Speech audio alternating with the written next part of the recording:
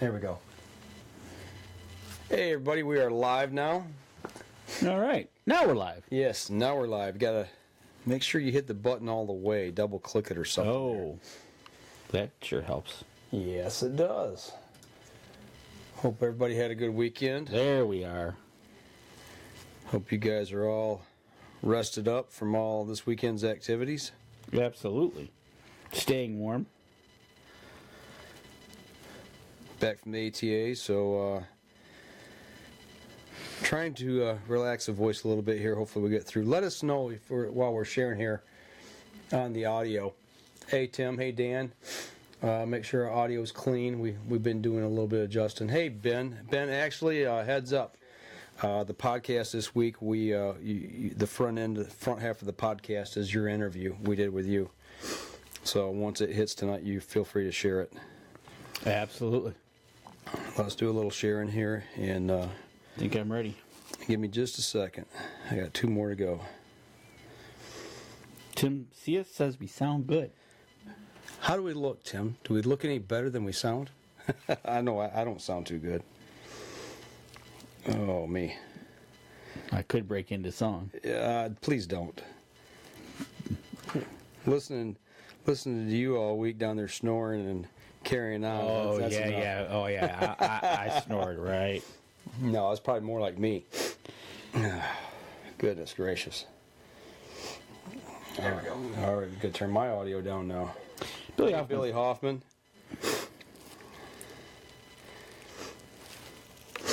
Power cord to the close mic cord. Still, we had that problem. We had a bad mic cord last time. I don't have any power cables running next to any mic cords. I can hear it in my left ear, but I think it's... Let me check it out here. Yeah, I'm not hearing it here. I can hear it in this. And that one? All right, let me check it out here.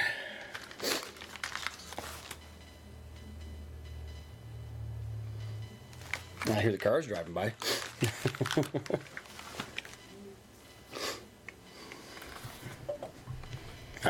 All right. Let's get rocking here tonight. Too many cables in here, I can tell you that. Okay. And not a one showing TV. That's right. All right. You ready to knock this thing out? Yep, let's do it. All righty. Here we go. Actually, folks, we're going to start this show. We did our first half pre-recorded. Yeah, first half of the show was pre-recorded. We did an interview. If you heard just us talking to Ben, who's listening in, with Ben LaLonde, check that out on the podcast. Pretty cool. Dream come true job. Charlie, he's hearing a ping of sorts too. Man, I wonder where that's coming from. Nope. Press it. Nope, come back one. Nope. Right here?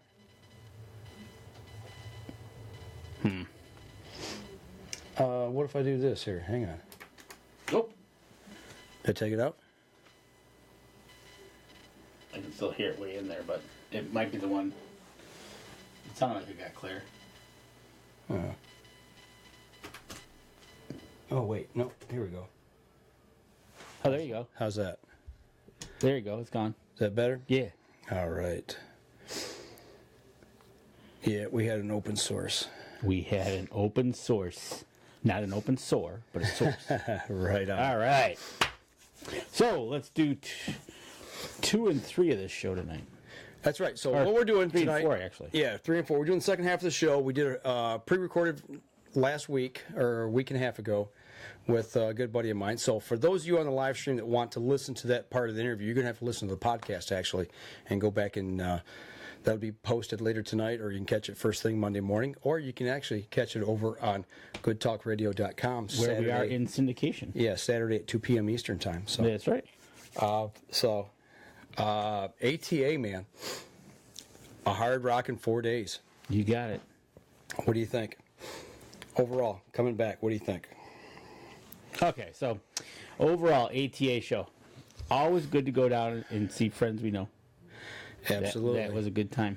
Caught up with a lot of people. Caught up with a lot of local people we haven't seen in a while, too. You know what? It was like we were having the Michigan connection going on. It is. It was a big Michigan party, kind of.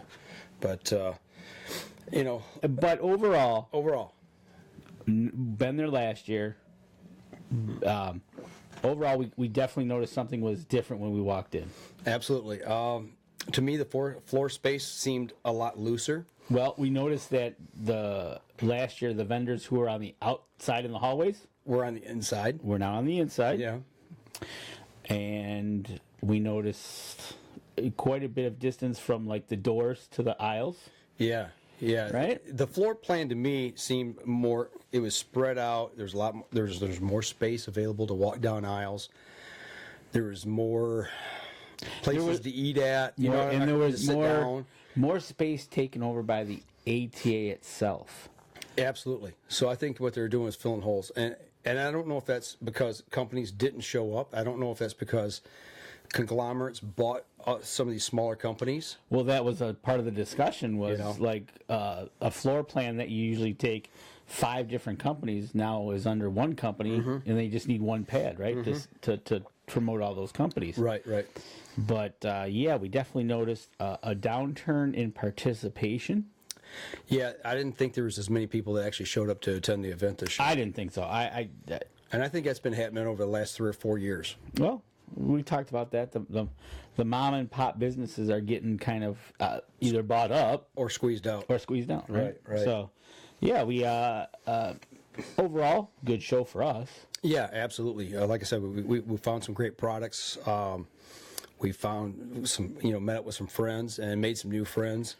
Right. And then talking to some of the vendors, as far as them taking business, was sometimes slow, sometimes busy. When we were around the PSE area, it kind of, at one time there'd be nobody. Next time It was it'd packed. be packed. Right. So you could definitely see. Came in waves. Right. Like after the first day after lunch, the place was jam-packed. Yep. And then the second day it was packed. Right. And I think maybe weather might have had something to do with it, because coming in and trying to beat the weather. Absolutely. Because there was a little weather issue down there, but it wasn't too bad. There was no issue with the weather, man. The weather was great the first 2 days. Well, 50 and 60 degrees, man. first when we drove down there, it was we left here and we just watched the temperature rise and rise and rise. As we It was great, man. It was awesome being able to kind of spread your wings a little bit and flap, because it's been a cold, hard winter here in Michigan. Right, exactly. So it was nice to get down there and be 54 degrees when we stepped out of the vehicle. And then reality set back in as we came back home. Right, it did. We were heading north, watching that temperature drop. Yeah. So, but overall, what caught your eye? What was like? Wow, that's pretty cool. I never would have thought of that. Cool factor Yeah, cool factor. was obviously the Garmin site, the Bow site. Yeah, that thing kind of blew the internet up and stopped it. It did. So, and people were asking it on Facebook, asking us to go check it out. We did it on Saturday. Yeah. Stopped in with Josh, talked with him. Yep. Had him demonstrate it for us.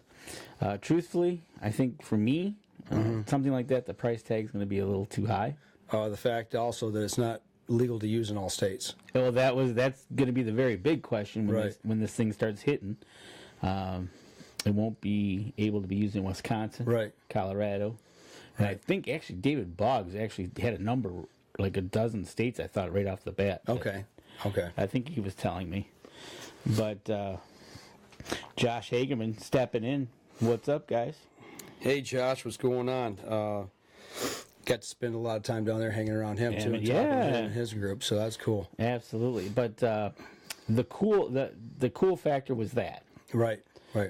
The neat factor was on the last day again was the Doe and Heat test strips.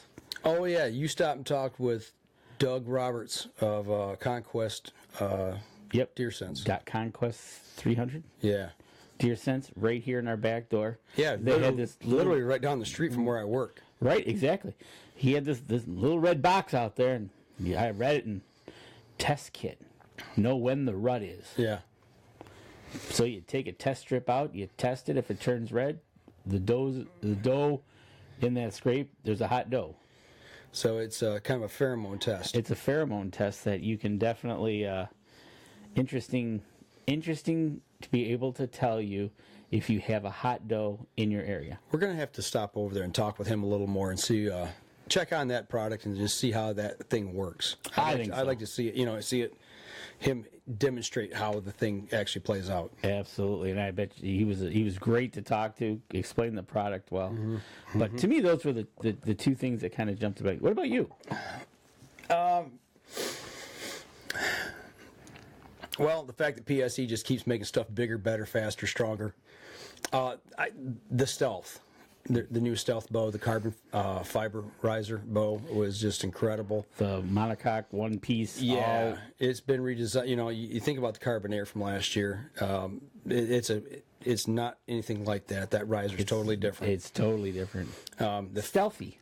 The fact that they've kind of broken up into 4 categories, how you can categorize what your needs are for archery, and it kind of guides you into what bows fit those categories. If you want speed, you want comfort, you want adaptability, or target. Yeah, right on. So right, you can actually build it to the way you like it. And I guess that's the thing that I really learned, the difference between like the speed mod for the Stealth versus the standard comfort mod like we got on our Evolve cams. I tell you what, that speed mod was it took me right back to the Omen. Yeah, that thing slings arrows incredibly fast.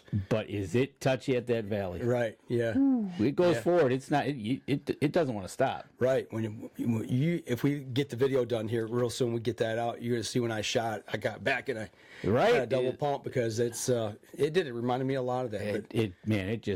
But the speed is unreal. No doubt. So, that was really cool. I guess the thing that was kind of the cool factor for me was the Primos blind that everybody had talked about. Actually, I think it was Billy Hoffman that wanted us to go by and look at it, and that was pretty impressive. Right, the exactly. technology behind that was pretty cool. Like you said, when we walked up, if you have that brushed in properly, yeah, I think that'll be a lights out thing. Yeah, because you can't see through it to look into it, but you get inside the blind, and when you look out, you can see. It's like not having anything in front of you. Exactly. You can't shoot through it, so you gotta have the windows open. But that gives you, and it's even the whole panel and below. You're right. So it lets in a lot of light. Yeah. Which is interesting because now that I think about it, it's one of the things when I'm in those pop-ups, and if I'm close to the swamp, it gets darker quicker inside, and then when you put your head out, you're like, oh, it's still right. So I wonder if this is actually going to keep it lighter later. Oh, you mean as far as for like shooting light? Right. Right. Getting inside your blind. That's an interesting concept. I didn't even think about that. As far as light gathering capability. Because right there on the show floor, where it was bright. Yeah, it was. But now take that out and I wonder if that's going to let in more light earlier and later. Yeah, it might gauge a couple minutes one way or the other. So, but yeah, that was pretty interesting. Speaking of blinds, there was a new blind company down there called Native Blinds. I do want to give them a shout out for the concept of getting in and out of a blind. You really like that flip open style blind as opposed to a zipper. I didn't like the material, but I really like the concept. Right, it was a great concept. I love the thought of sliders. Yeah. Of sliding up and down. To me, the back door that flipped totally up. Yeah, they took you think of a hub style pop-up blind, okay? And when you take like a whole panel wall and it was hinged at the top. It wasn't like the zipper, the diagonal zipper where you come in at a corner and try to crawl through and zip it back down, making noise. You basically just lift this thing up as like a hinge system, and you lift it up, go in, and let it back down. To me, it was like, that's a no-brainer. That's a great one, and it's also great for handicap accessibility. Absolutely, yeah. If you got a mechanized vehicle or you can roll right into it. Yeah, you can roll right into it with ease. Right on. And Andy, you're right. Going back to the Primos blind, someone's going to forget that they're in the blind and shoot through it. I can see that. He's right, because when you're sitting there, like Mike, when we did the video, it was on the outside. Yeah. At one point, you're right. And to give you some kind of idea of what it's like being in there, we found this out on the way home. We stopped this at was Steak funny. and Shake for a quick dinner on the way home. And as I'm sitting there, Danny's got his back's to the wall, to the window, and they've got these pull-down shades.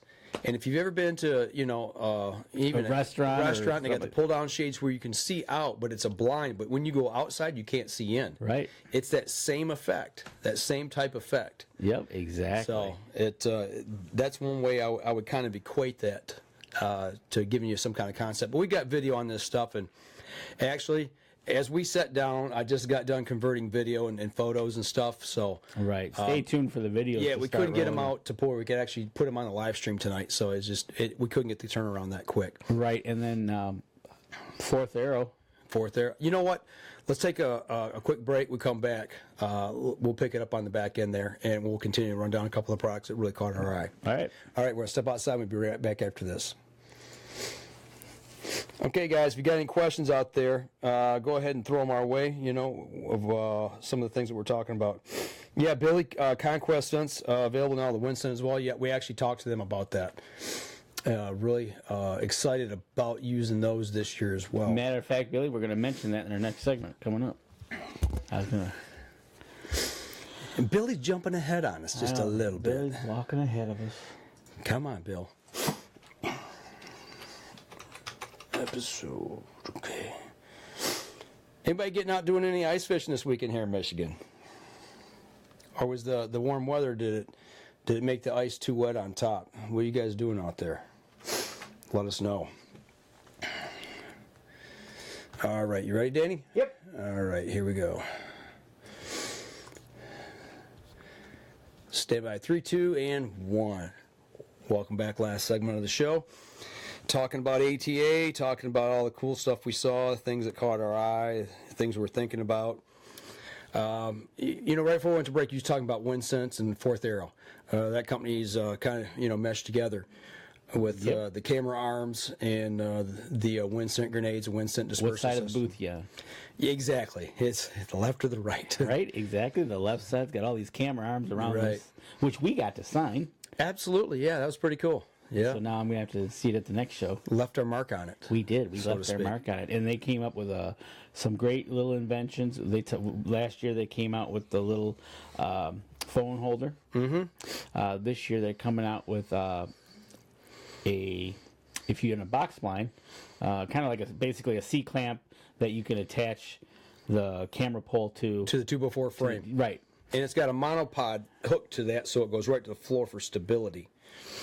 Right, and then you can, if you're not in a box blind, they came up with an adapter that goes in a hub style blind. Speaking of all the blinds we've been talking about, hub style. Yep, exactly. And a hub style blind, it's a little bracket. You slide it down on the poles, and it gets its stability, and it gives you a place where you can attach the C clamp to it and have the monopod with the arm. Right, so they're extending their camera gear out to people who not only hunt in a tree stand, but now they've got stuff that works in a box blind. They got stuff that'll work on a hub style blind to where you can get your camera out and get out and film your hunts. Exactly. So those are a couple new things. They're working on Actually, we talking with Gabe. Mm-hmm. Gave him a couple tips on some of the things that we'd like to see. Well, one was an obvious thing that it wasn't actually.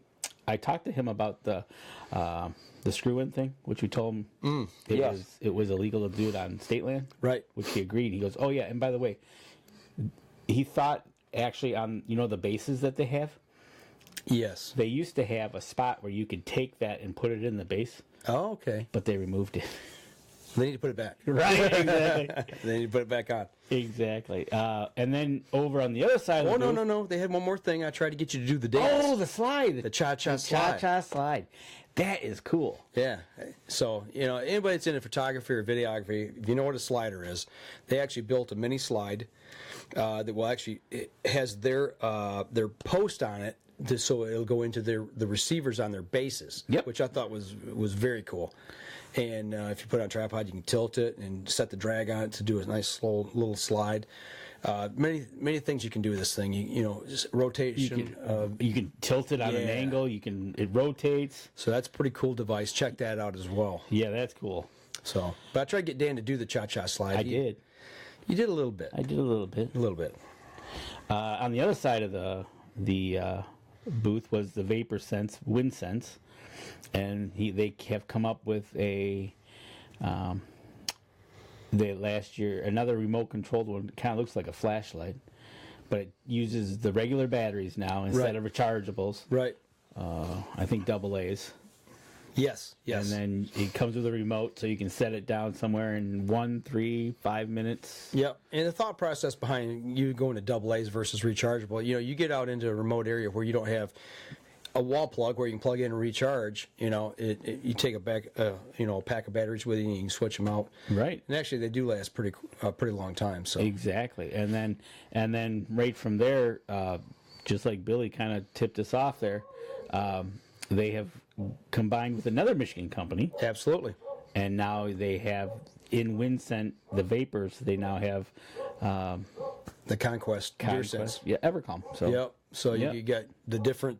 I think it was 3 different ones right now. Right now they got 3 different. Well, they have 3 different ones on the rack. So right.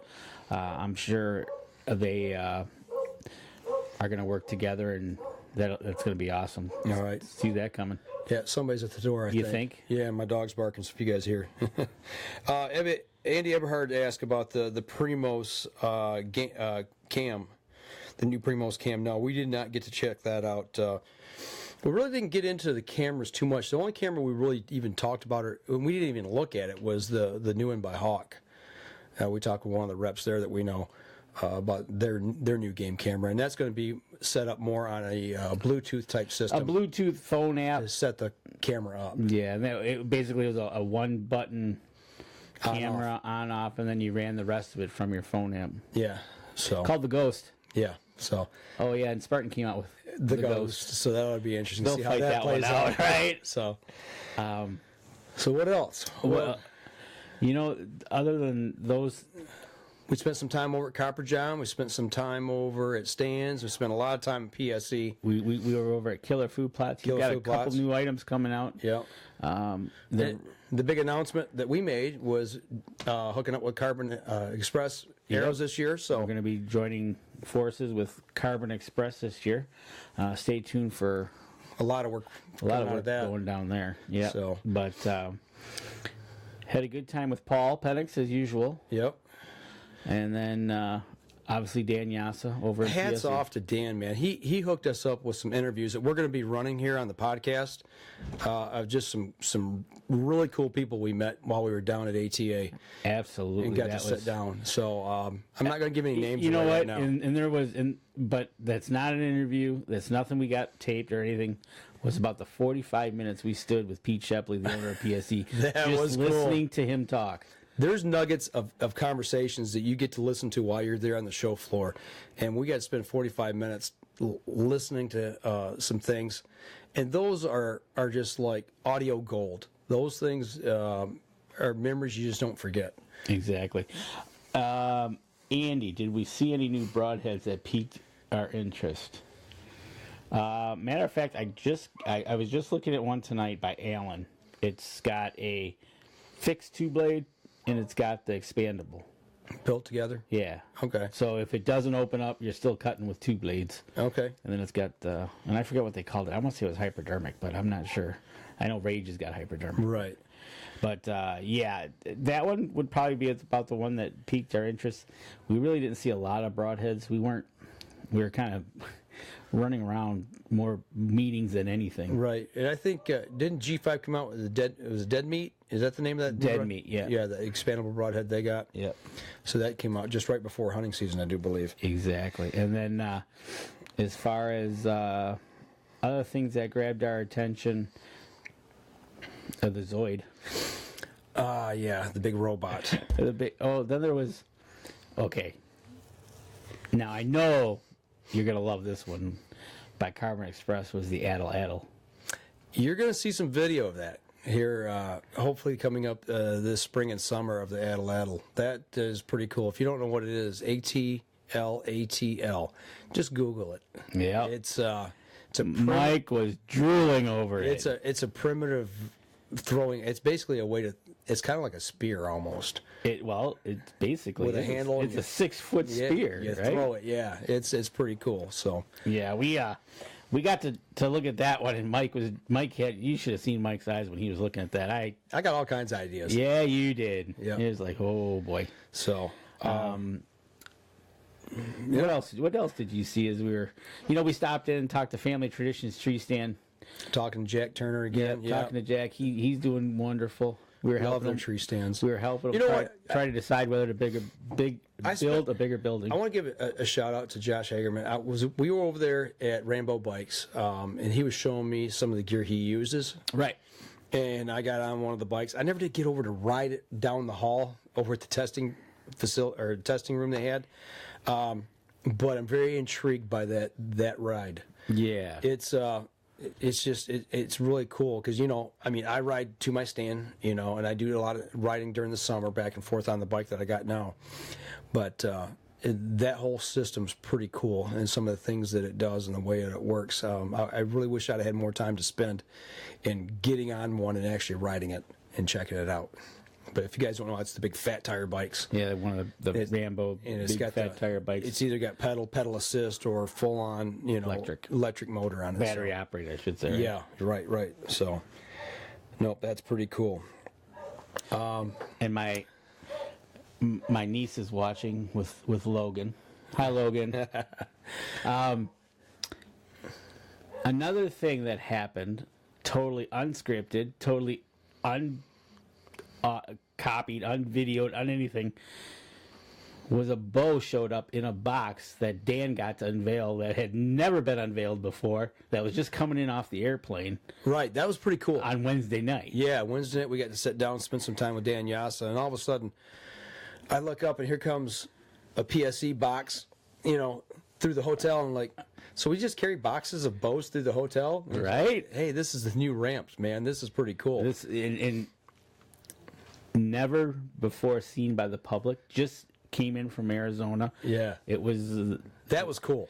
And Dan unwrapped it. Yeah, he showed it to us. That was pretty cool. He pulled it out of the box and unwrapped it out of the plastic and goes, "Yeah, here it is. Check it out, boys." Right. Yeah. It was like, wow. The new Ferocity that PSE's got that's going to be in the Cabela stores. I think that's going to be lights out. They redid. Was it the Stinger? They redid the riser on the Stinger this year. Oh, the Stinger was the riser, correct? Yep. And made it thicker, a little beefier. But the Ferocity, I think that's going to be a great selling bow. That's going to be their top mainline bow that they're going to be in the box stores. Yep, I think the Ferocity, the Expedite we shot, and what was the other one? The Ferocity and the other one, Ramped. The Ramped, yeah. The Ramped are going to be in your Cabela's type stores. Yep. The one that the Ramped, that's the one we saw that we got to put our hands on before it actually got unveiled to the public. So right. That was pretty cool. And then, like you said, the Expedite. Yep. That was a neat engineered bow. You shot some of the crossbows. Oh yeah, I did shoot the crossbows, and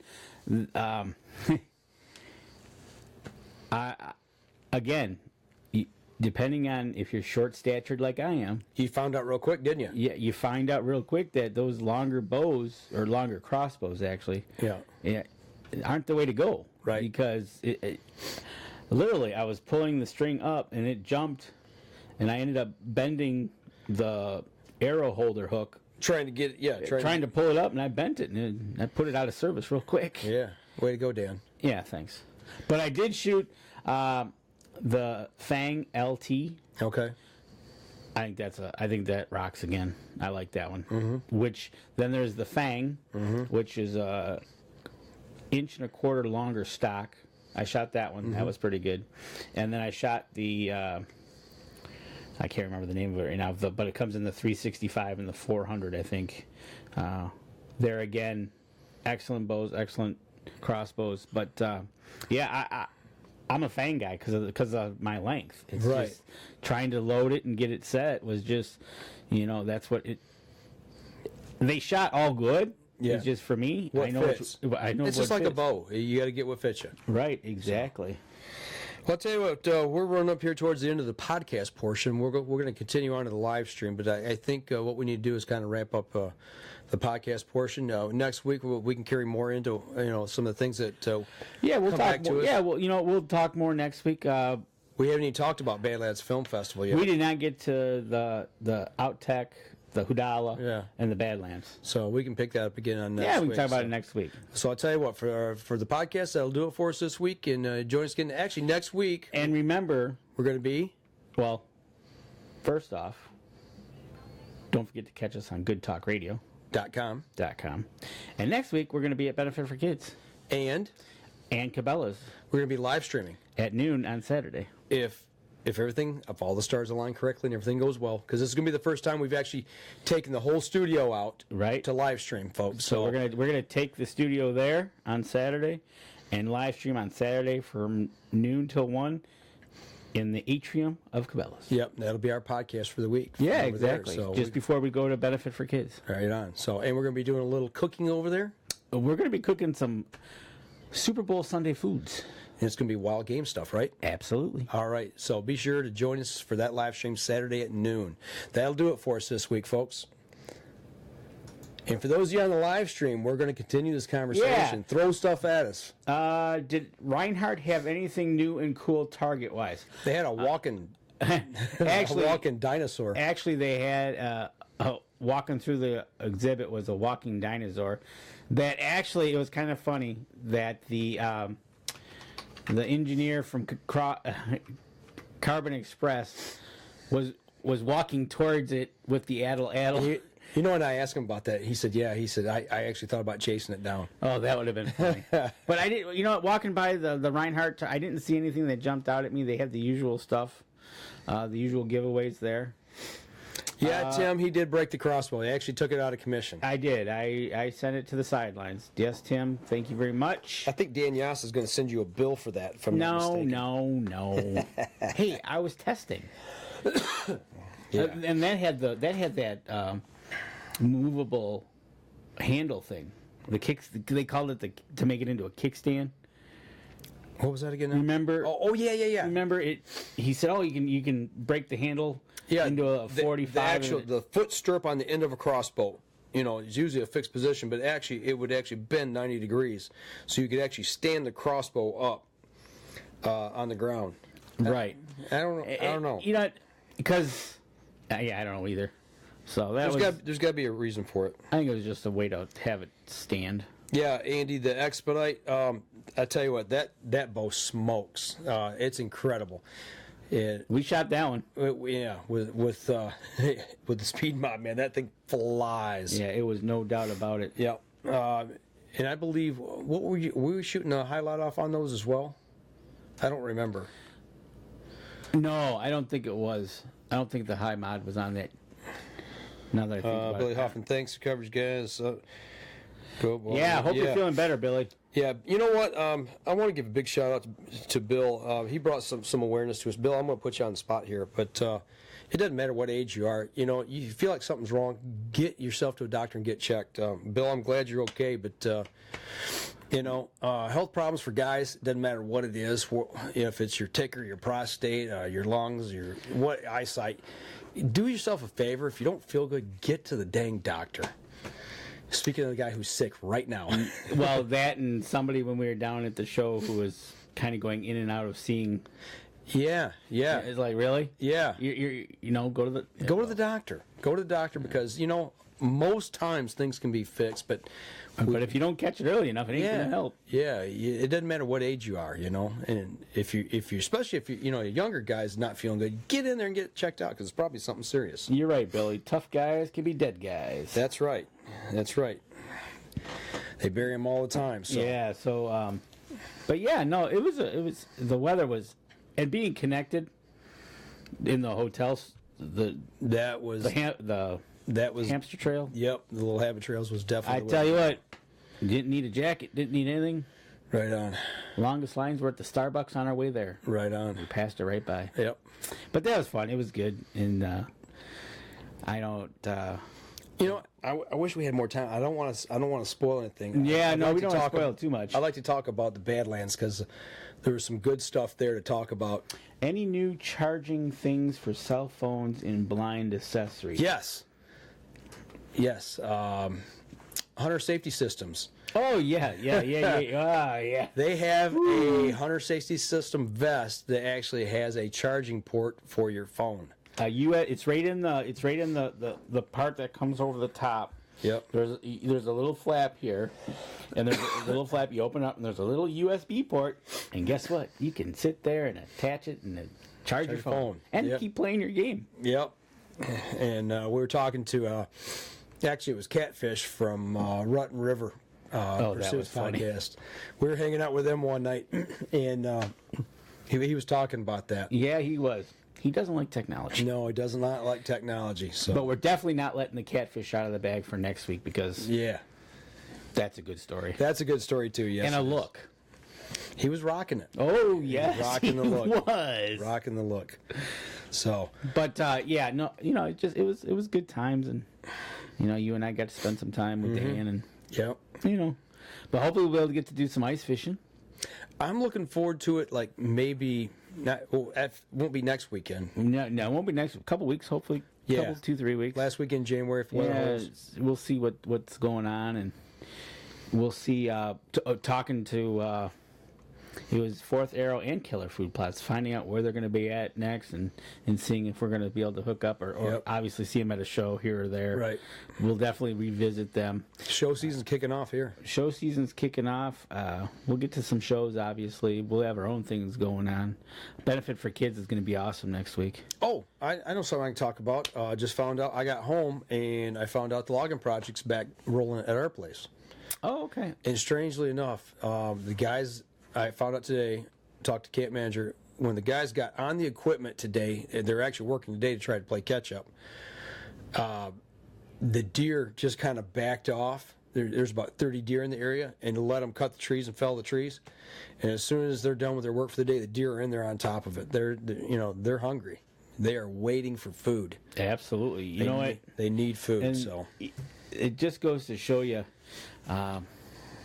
when you have that high browse line, and like you said before, the manager walked the property and there was barely a track. barely a track. Yep. But now you start cutting. I'm sure he's going to see a lot more tracks coming back for dinner. Yep, absolutely. Well, and we've also started working on the oak wilt project. You know, we had the area cordoned off. We had the county forester come in and check and do a I guess what you call a quarantine area. Oh yeah. So every oak inside that quarantine area has to come down, and that's almost complete now. Okay. Maybe it's finishing up probably this week. Do you have that flashlight? With me? No, it's upstairs in my room. Oh, okay. Yep. I was going to show Billy. He mentioned that one, phone charger, flashlight, and hand warmer all in one. Yeah, I've got one of them actually. It's a buddy of mine gave me that as a gift. Right. Yeah, it's phones are nice to have when you're out hunting. I probably spend too much time on mine. I should be spending more time looking. See, the problem with me, and which is kind of a good problem, is depending on where I'm at, I might be out of service anyways. Yeah. But then I feel like I'm missing something if I'm always on my phone. But then I watch my battery go running down, and I want to save it in case I do need something happens, whether I need to call somebody or emergency. I need to get a text out emergency, or I want to take pictures. You know what I use mine for a lot in the stand is weather, watching weather. Yeah. Especially if I know weather's coming in. If I got a storm blowing through, if you can get in front of those storms, the front's moving in, you get ramped up deer activity before a storm, getting them on a feed and stuff like that. Exactly. I'll push it. It's like, okay, how much longer do I have? Right. So, or if you're looking at playing the weather systems, especially for you down here, you can drive up knowing. Yeah. And last year you hit a couple weekends, it was just rain. Right on. So, usually when I go up north, it is what it is when I get there. It is what it is. Yep. Because I'm a little too far away to say, oh, it's a bad day. Right. Depending on how hard it is, we will go out. But if it's a downpour, roll over. But I'm glad your logging project How long is it going to take to finish up this part of it? Do you know? We're expecting 10 days ish if the weather holds good, stays cold, and no equipment breakdowns. So 10 days. So end of next week. And so by the end of the month, it should be. Oh yeah. They should be out of there. Right. Yep. Yeah. Cool. By the end of by next weekend, they should be wrapped up. That'd be awesome. Get that done. Yeah. So now, is that the final piece of the puzzle for the project? No. There's other still small pieces that they're going to periodically you just kind of start leapfrogging, and it might be a year or two, or 3 or 4. Right. Okay. But yeah. Anything the rest of this year for 2018? No. It's pretty much done. So be nice to get that done and start thinking about the replant. We've got 100 white oaks coming in this year that we're going to plant in an area that we logged last year. Killer Food Plots has got something new for you to try. Yep. Yeah. Gotta try that. And the smoke screen. Yep. Gonna try that. Interesting product, I think, being where you're cutting down the growing from your growing dates from 90 days 45 to 45. Yeah. That's kind of cool. Yeah, 90 to 120-ish, somewhere in that range, down to 45 days. Right. So, looking forward to trying that out. I think with the weather as it is now, I think they'll be able to finish it because I don't think there's I'd say a thaw. Right. If it gets a little warmer, it's not bad. Yeah, they say it's extremely cold there right now. Yeah, it's cold up there. We talked about the oak wilt project, and I asked today, it's like, okay, well, are we going to replant any oaks there immediately? And for anybody who's got oak wilt, you can't replant immediately because what you have to do is after, you trench around the area to break the root system, and then you cut the trees down and get all that out, the tops, everything, get all that diseased matter out of there, and then you have to spray the stumps with herbicides so they don't grow, they don't stump sprout and come back. Oh, you got totally. And then once that's done, you have to give it a year or so and make sure that your perimeter trees don't start getting it, that you actually got it all. There's almost like a protocol that you're going to have to go through to make sure that the oak wilt has been taken care of, eradicated. I don't know if it's a year or two, but and the other thing is, you can plant things there that aren't what I would call, that's not going to be affected by oak wilt. But if you plant there and you've got other trees in the area that get it, you don't want to fell those trees down on top of your new growth, right? The things you just planted, So you got to kind of weigh the odds and let that play out. So in that oak wilt area, are they just taking the oaks out of there? Yes. So you have other trees in that area. Yeah, it's not like a clear cut, but that's a pretty good stand of oaks. So you're actually going to open up the canopy, and you should have some, for this year, being so early you're cutting, you should have some pretty good thick. Hopefully so. Hopefully we get some growth in there on something. It's about a 3-acre area. I don't really know because I've got to go back up and look if they do the cut to see exactly what's been cut. The popples are going to pop up, or what's going to pop up for you this spring. So it's just tough, man, when you see oaks going down. Well, they're pretty big oaks, right?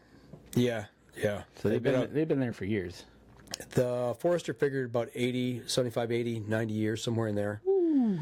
And they don't grow back in a day. No, but that's the thing too, is when you get a mature stand of oaks, what they were talking, I was talking about with 2 weeks ago up there at the deer rendezvous. Mm-hmm.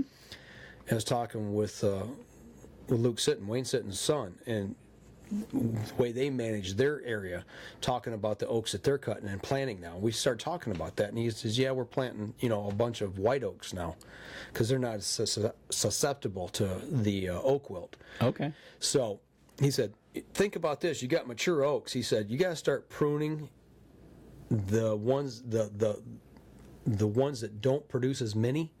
Open that canopy up so there's not competition for your good oaks that are still producing a lot of acorns. Right. He said, but you got to start planting other oaks back because once these older oaks die off, it takes so long for them to get to where they produce. We were talking about that on our drive down. Yeah. It's almost like if you've got like 10 acres of oaks, you need to be every acre cutting so that by the time you get to the 10th acre, You turn around and go back to the next you one. go back to number one where those will be mature. Yeah. And then it makes sense, It does. you know, and it's Otherwise, you get a huge gap between the time of your mass crops. right, exactly. And You it's know. like that in that meantime, the deer are out of there. Right. So, but if, and that takes some serious planning. Obviously, that's going to be way beyond your lifetime. Yeah, what we're doing now, I mean, really, most of what we're doing now is not for us. We're going to get the quick regen of all the small stuff, the quick growth stuff, poplar trees, and the small evergreens and things like that. That's going to create cover. It's going to create some habitat and create some food. But your bigger trees and stuff that's going to grow, it takes time. That you're going to actually log out later. Right. It's not for us. It's for my grandkids. Right, exactly. And I'm hoping this year for myself for two things. One, I want to get some fruit trees planted. Yeah. I'll have to get those staked off and caged. Right. And then I want to test my soils. I want to see what I did last year has turned into this year. Right. So hopefully, See if there's any change. or what I got to add, right? Right on. So hopefully I've brought the number up. I'm not expecting to hit a home run and go right to 7.0. Right. Right. So I want to be able to say, oh, I'm moving the needle in the right way. Right. Gotcha. We'll see how that works out. And then I got to work on one field. I got to get the tractor back there and get that thing taken care of. There's some pretty big boulders back there. It's amazing what you find, when they go logging and Digging up stuff. digging it. Wow, I never knew that. Or the infamous, the little rock on top you saw that you can see only this much of. It's really as big as this table. Right, exactly. Yeah. Yeah. Been there. So, for this year, I would like to get in and work on the fields, test them, get some fruit trees planted, and then see what I can get planted for killer food plots. I kind of got a couple ideas that I want to plant. All right. Hopefully, I can get there. Well, be interesting. looks like pretty much everybody. We only got a couple people still left on here. Yeah. No new questions coming in, so we'll wrap it up for tonight for the live stream. But we Yeah. appreciate everybody that tuned in, and next week we'll go over the Badlands and a little more of the fringe stuff that we didn't cover. Yeah, and the things we forgot. right. And the Badlands was It was eye opening. Refreshing. it was a tearjerker. It was refreshing. Yeah. So That was fun. So, all right, folks, that'll do it for the live stream tonight. We're going to wrap her up here, and we'll be back again next week. Don't forget that we will be at Cabela's live streaming Saturday Saturday noon. at noon. So join us then. Y'all take care.